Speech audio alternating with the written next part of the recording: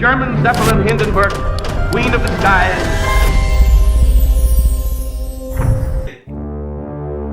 पानी वाले टाइटैनिक के बारे में तो आपने इसके पहले सुना ही होगा कि वह कैसे अपने पहले ही सफर में जलमग्न हो गया था।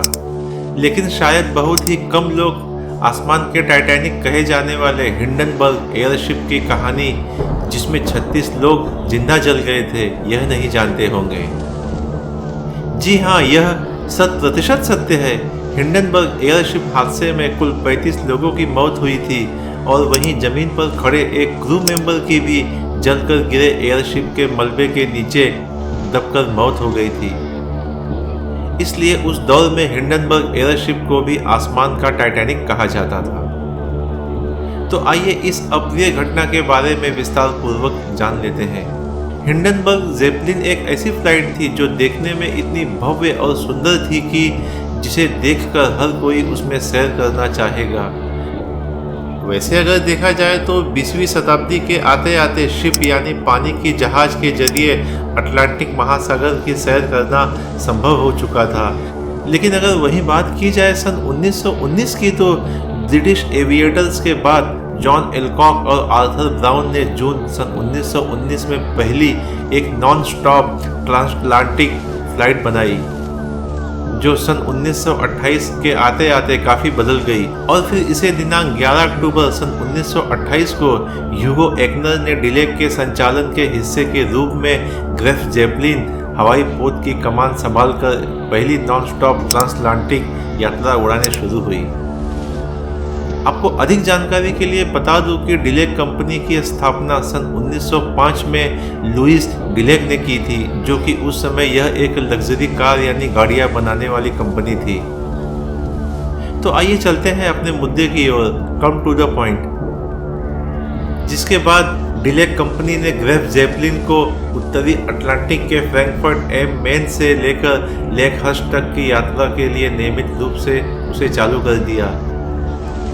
वहीं साल 1931 में दक्षिण अटलांटिक मार्ग से एक यात्रा शुरू की गई, जो फ्रैंकफर्ट और फ्रेडरिक्सहैफन से रेसिफ और रियो डी जेनेरो तक की यात्रा थी, जहां सन 1931 में नियमित रूप से चलने के बाद 1937 तक इस फ्लाइट ने दक्षिण अटलांटिक को कुल 136 बार सफलतापूर्वक पार किया। यात्रा को प्रत्येक दिशा में लगभग 4 दिन का समय लगता था और उसका एक साइड का किराया उस समय $400 के बराबर था, जो आज के दौर में लगभग $7,500 के बराबर है, जिसे भारतीय रुपए में तब्दील किया जाए तो तकरीबन 6 लाख रुपए होते हैं। इसलिए एक तरह से देखा जाए तो यह सिर्फ अमीरों के लिए ही बनाया गया एक एयरशिप था। अब आइए इस हिंडनबर्ग ज़ेपेलिन को थोड़ा और करीब से तस्वीरों के जरिए रूबरू कराते हैं आपको कि उसमें क्या क्या खूबियाँ थी। वैसे इसका इंटीरियर फ्रिट्ज अगस्त बोहोस ने किया था, जो कि 20वीं शताब्दी में जर्मन के एक वास्तुकार, इंटीरियर डिजाइनर और डिजाइनर थे। इन्होंने ही Pullman coach, ocean liners, German navy के युद्ध पोतों को भी डिजाइन किया था। इस एयरशिप की कुल लंबाई 803.8 फीट यानी 245 मीटर थी, या ऐसा भी समझ लीजिए कि इसकी लंबाई 13 मंजिली इमारत जितनी बड़ी थी और वजन करीब 242 टन था। इसके मेटल फ्रेम में हाइड्रोजन गैस भरी थी। इस एयरशिप में सोने की व्यवस्था से लेकर एक लाइब्रेरी, डाइनिंग रूम और साथ ही एक शानदार लाउंज भी था।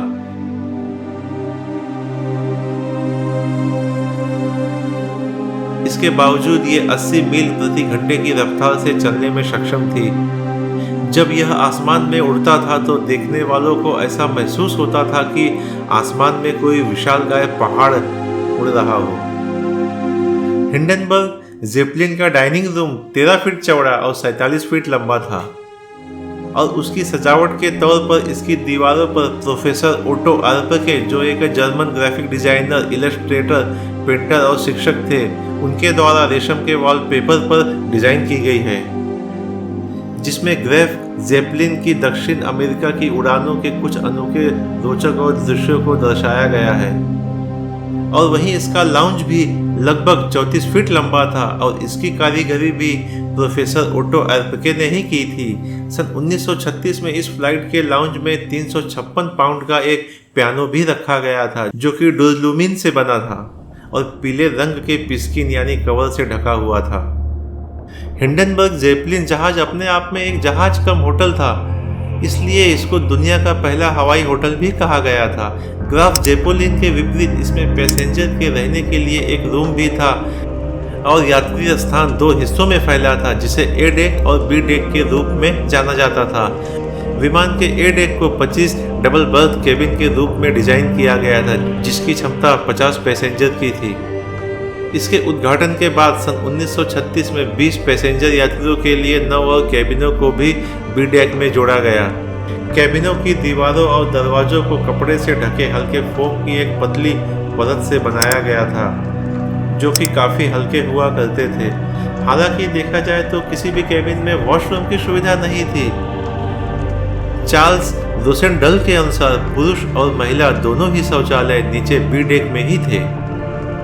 इस हाइड्रोजन एयरशिप में सबसे चौंकाने वाली जगह इसका स्मोकिंग रूम था। हालांकि इसे वातावरण के दबाव से अधिक रखा गया था, इसलिए अगर कभी भी लीक होने की स्थिति आती तो कोई भी इस कमरे में नहीं जा सकता था। इसके अलावा इसमें बार को जहाज के बाकी हिस्सों से एक डबल डोर एयर लॉक द्वारा अलग किया गया था, जिसमें एक इलेक्ट्रिक लाइटर भी रखा गया था। इतनी सब सुविधा होने के बाद भी यह दुर्घटनाग्रस्त कैसे हुआ, यह आज भी एक सवाल बना हुआ है। तो आइए उस पर से भी पर्दा उठाते हैं। यह बात करीब आज से 86 साल पुरानी यानी दिनांक 6 मई सन 1937 की है, जब जर्मनी में हिटलर का राज था और उसी दौर में एक एयरशिप हुआ करता था जिसका नाम था हिंडनबर्ग ज़ेपेलिन। जैसा कि आपको वीडियो के शुरुआत में ही बता चुका हूं कि उस एयरशिप के पीछे नाजी दौर की गवाही देता स्वास्तिक का चिन्ह बना हुआ था। इस एयरशिप ने 3 मई सन 1937 को जर्मनी के फ्रैंकफर्ट से अमेरिका के न्यू जर्सी के लिए उड़ान भरी थी। जब यह एयरशिप न्यू जर्सी पहुंचने ही वाली थी तो उस समय शाम के 7 बजने वाले थे, लेकिन उसके पहले ही मौसम कुछ खराब हो गया, जिसकी वजह से पहली बार में यह एयरशिप रनवे पर लैंड नहीं कर पाया और कंट्रोल रूम से उसे थोड़ी देर के लिए तूफान से दूर जाकर ऊपर आसमान में ही उड़ने का आदेश दिया, क्योंकि इस एयरशिप की लैंडिंग बहुत मुश्किल होती थी। जब मौसम ठीक हुआ तो लैंडिंग की इजाज़त मिली और हिंडनबर्ग एयरशिप न्यू जर्सी की लैंडिंग साइट की ओर तेज़ी से बढ़ चला। लेकिन अभी भी कुछ वक्त बीता था कि हवा का रुख हिंडनबर्ग एयरशिप के खिलाफ होने लगा। ऐसे में पायलट के पास सिर्फ 2 ही रास्ते थे। पहला ये कि हवा के रुख के साथ धीरे धीरे लैंडिंग साइट की ओर बढ़ने की कोशिश की जाए, लेकिन वहीं कैप्टन ने दूसरा तरीका चुना और एक तगड़ा मोड़ लेते हुए हवा के रुख के खिलाफ लैंडिंग साइट पर पहुंचने का फैसला किया, जिसके बाद दुर्भाग्यवश यह एयरशिप दुर्घटनाग्रस्त हो गया। अब कयास यह लगाए जाने लगे कि आखिरकार यह दुर्घटना हुई कैसे। तो इस दुर्घटना की 3 थ्योरी सामने आती है। तो चलिए जान लेते हैं कि हादसे की पहली थ्योरी क्या कहती है। इस हादसे में इतने लोगों की मौत के बाद से ही हिंडनबर्ग ज़ेपेलिन में आग लगने के कारणों की खोज शुरू हो गई। एयरशिप हादसे को लेकर एक बार शक की सुई अमेरिका की ओर घूमी और कहा गया कि अमेरिका द्वारा किए गए तकनीकी हमलों के चलते ये हादसा हुआ होगा, लेकिन बहुत खोज निकोज करने के बाद यह बात एक अफवाह ही साबित हुई। हालांकि देखा जाए तो हादसे की जो असली वजह है ना, वो आज तक साफ नहीं हो पाई और बहुत से लोगों का ऐसा भी मानना था कि ना तेजी से आग पकड़ने वाली हाइड्रोजन गैस की वजह से यह हादसा हुआ होगा। इस दुर्घटना के पीछे वहाँ की जांच एजेंसियों का और वहीं कुछ जर्मन लोगों का ऐसा भी मानना था कि इस क्रैश के पीछे एडोल्फ हिटलर का हाथ था, क्योंकि जिस समय यह दुर्घटना हुई उस समय जर्मनी में हिटलर का राज था और जिस कंपनी का यह एयरशिप था उसके मालिक थे डॉक्टर ह्यूगो एक्नर। जी हाँ, डॉक्टर ह्यूगो एक्नर, जो उस समय जर्मनी में हिटलर की सत्ता होने के बावजूद वे खुले तौर पर नाजी और हिटलर का विरोध किया करते थे, जो कि आम जनता के लिए उस समय यह मुमकिन ही नहीं था और ना ही किसी में इतनी हिम्मत थी कि वह खुले तौर पर हिटलर का विरोध कर सके, सिर्फ एक शख्स को छोड़कर, और वे थे डॉक्टर ह्यूगो एक्नर।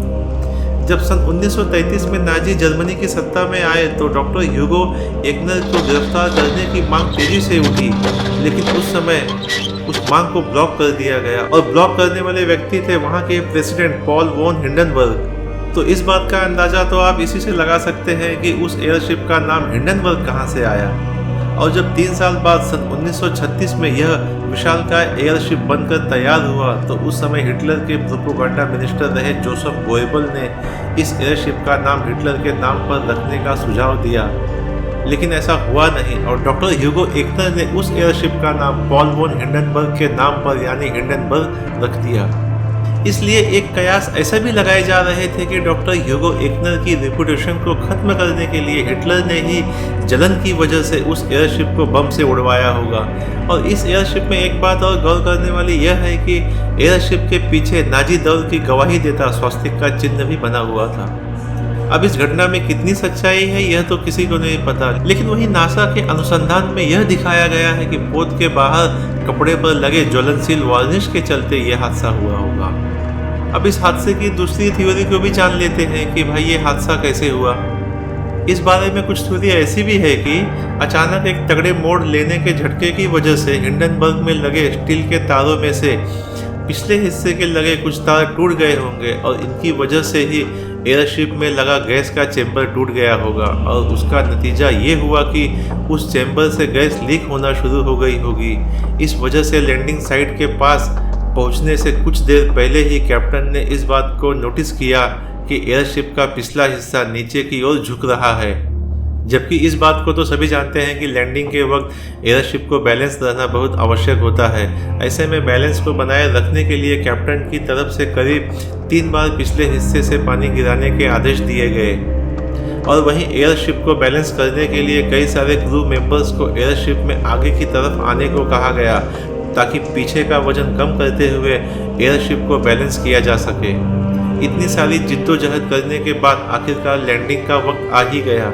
उस समय एयरशिप के लैंडिंग का तरीका कुछ यूँ था कि एयरशिप की लैंडिंग के लिए उसमें से कुछ रस्सियाँ नीचे फेंकी जाती थी, जिनकी मदद से एयरशिप को वहाँ के कर्मचारियों द्वारा नीचे की ओर खींचा जाता था। लेकिन हिंडनबर्ग एयरशिप लैंडिंग साइट के ऊपर पहुंचकर अचानक से रुक गया और रस्सियाँ फेंकी गई। अभी भी क्रू मेंबर रस्सियों की मदद से एयरशिप को खींच ही रहे थे कि एयरशिप के पिछले हिस्से में अचानक से आग लग गई, क्योंकि पूरे शिप में ढेर सारी ज्वलनशील हाइड्रोजन गैस भरी हुई थी, जिससे एक झटके में ही पूरे एयरशिप में आग पकड़ ली और महज 35 से 40 सेकंड में ही आसमान का टाइटैनिक कहे जाने वाला हिंडनबर्ग पूरी तरह से जलकर खाक हो गया। अब चलिए ये भी जान लेते हैं कि हादसे की तीसरी और आखिरी थ्योरी क्या कहती है कि इतने हाई-फाई एयरशिप में अचानक से आग कैसे लग गई। अब सवाल यह आता है कि आखिर आग लगी कैसे। इसके पीछे एक थ्योरी ये भी बताई जाती है कि जब एयरशिप आसमान में तूफान का सामना कर रहा था उस वक्त आकाशीय बिजली कड़कने से उसका बाहरी हिस्सा और अंदर का एल्यूमिनियम से बना ढांचा ऑटोमेटिकली इलेक्ट्रिक चार्ज हो गया था और वहीं जब जहाज को नीचे खींचने के लिए रस्सियां नीचे फेंकी गई तो शुरुआत में वह रस्सियां सूखी थी, इसलिए करंट सीधे धरती से संपर्क नहीं हुआ और मौसम तो पहले से ही खराब था और बारिश भी हुई थी, जिसके चलते रस्सियां नीचे फेंकने पर थोड़ी ही देर में जमीन के संपर्क में आने से वो गीली हो गई क्योंकि रनवे पर पानी था। इसलिए एयरशिप के एल्यूमिनियम के ढांचे का सारा करंट रस्सियों के जरिए धीरे धीरे धरती में चला गया होगा, क्योंकि एयरशिप के अंदर ढांचे का करंट शून्य था लेकिन बाहरी हिस्सा अभी भी करंट से पूरी तरह से चार्ज था और उसका नतीजा ये हुआ कि लीक होती हाइड्रोजन गैस ने एक चिंगारी पैदा कर दी और देखते ही देखते इस चिंगारी ने विकराल आग का रूप ले लिया, जिसके बाद यह भयानक हादसा हुआ। और जिस समय यह हादसा हुआ उस समय हिंडनबर्ग एयरशिप में करीब कुल 36 यात्री थे और 61 क्रू मेंबर मौजूद थे। बताया जाता है कि उस घटना में करीब 13 यात्री और 22 क्रू मेंबर के साथ कुल 35 लोगों की मौत हुई थी और इस तरह महज 35 सेकंड में ही एयरशिप पूरा जल गया और उसमें बैठे कुल 35 लोग मारे गए। इनमें अधिकतर लोगों की मौत तो आग में जलने की वजह से ही हुई थी और वहीं कुछ लोगों ने अपनी जान बचाने के लिए डर के मारे ऊंचाई से ही खिड़कियां तोड़कर कूदना शुरू कर दिया था, जिस वजह से भी कई सारे लोग मारे गए। जब यह एयरशिप जलकर नीचे गिरा तो वहां खड़े क्रू मेंबर की भी जलकर उसके मलबे के नीचे दब जाने से उसकी मौत हो गई। यानी कि इस हादसे ने कुल मिलाकर 36 लोगों की जान ली और यह सब कुछ 35 से 40 सेकंड के अंदर ही हो गया। ऐसे में देखा जाए तो किसी को संभलने तक का मौका नहीं मिला और जब तक कोई कुछ समझ या जान पाता तब तक तो ये एयरशिप पूरी तरह से आग की लपटों में जलकर स्वाहा हो गई थी। आखिरकार हिंडनबर्ग ज़ेपेलिन को आसमान का टाइटैनिक क्यों कहा जाता था? तो जैसा कि मैंने आपको वीडियो के शुरुआत में ही बता दिया था कि यह करीब 245 मीटर लंबा था, या सरल भाषा में यूँ समझ लो कि लगभग 13 मंजिली ऊंची इमारत जितना ऊंचा था या लंबा था, जो भी है। और इसमें सारी लग्जरी सुविधाएं मौजूद थी। इसी वजह से इसकी तुलना टाइटैनिक से की जाती थी। खैर छोड़िए, टाइटैनिक तो अपनी पहली यात्रा में ही डूब गया था, लेकिन हिंडनबर्ग ने अपने बनने से लेकर क्रैश होने तक करीब 62 यानी 62 सफल उड़ानें भरी थी। हालांकि अपने 63वीं यात्रा में हिंडनबर्ग दुर्घटनाग्रस्त हो गया और यह उसका अंतिम सफर माना जाता है। और इसमें 16 गैस चेंबर थे, जिसमें करीब 2 lakh cubic metre hydrogen gas भरी जा सकती थी। इस एयरशिप में ऊपर की तरफ गैस का चेंबर होते थे और निचले हिस्से में लोगों के बैठने की व्यवस्था और क्रू मेंबर का कैबिन होता था। अंततः इस हादसे के पहले तक दुनिया में एयरशिप काफ़ी मशहूर हुआ करती थी। कई कंपनियां एयरशिप बनाकर ऑपरेट किया करती थी। हालांकि हिंडनबर्ग हादसे के बाद लोग और अधिकारियों को इस गलती का एहसास हुआ कि जिस हाइड्रोजन गैस की मदद से ये एयरशिप उड़ते हैं वह बहुत ही ज़्यादा ज्वलनशील होती है। हिंडनबर्ग ज़ेपेलिन एयरशिप के उस हादसे के बाद यात्रियों में हवाई यात्रा के प्रति विश्वास को चकनाचूर कर दिया, और यही वजह थी कि उस दौरान एयरशिप जहाज़ों के दौर का अचानक से अंत हो गया। तो इस कहानी में बस इतना ही। आपसे फिर मिलूंगा एक और ऐसी ही अनसुनी, अनसुलझी और रोचक कहानी के साथ, जो आज भी इतिहास के पन्नों में कहीं दफन है, या सरल भाषा में कहा जाए तो इंसानों द्वारा ही अपने स्वार्थ के लिए दफन कर दी गई है। धन्यवाद।